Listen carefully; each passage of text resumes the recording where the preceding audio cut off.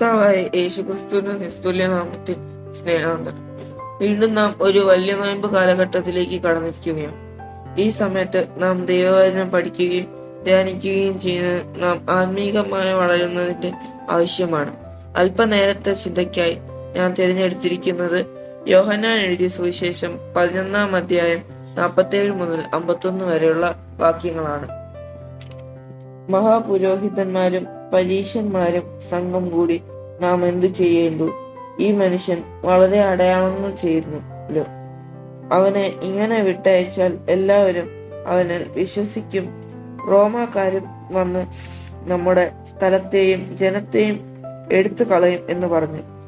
അവരിൽ ഒരുത്തൻ ആ സംവത്സരത്തെ മഹാപുരോഹിതനായി കയ്യഫാവിന് തന്നെ അവരോട്, നിങ്ങൾ ഒന്നും അറിയുന്നില്ല, ജനം മുഴുവനും നശിച്ചു പോകത്തവണ്ണം ഒരു മനുഷ്യൻ ജാതിക്ക് വേണ്ടി മരിക്കുന്നത് നന്നെന്ന് ഓർക്കുന്നതുമില്ല എന്ന് പറഞ്ഞു.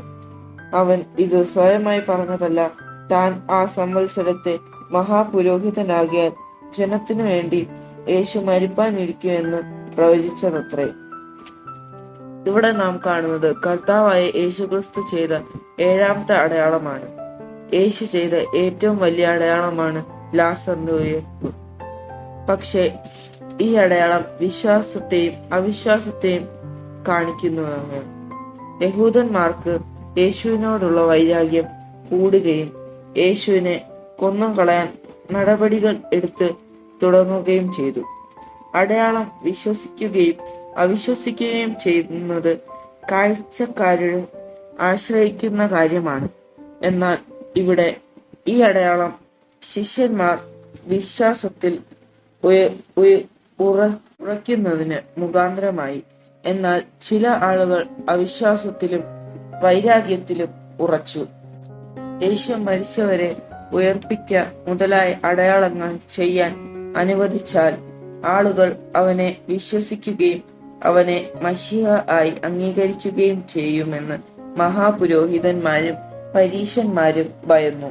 അപ്പോൾ ആ സംവത്സരത്തെ മഹാപുരോഹിതനായ കയ്യാഫാവ്, ഈ മനുഷ്യൻ ജാതിക്കു വേണ്ടി മരിക്കുന്നത് നന്നെന്ന് പറഞ്ഞു.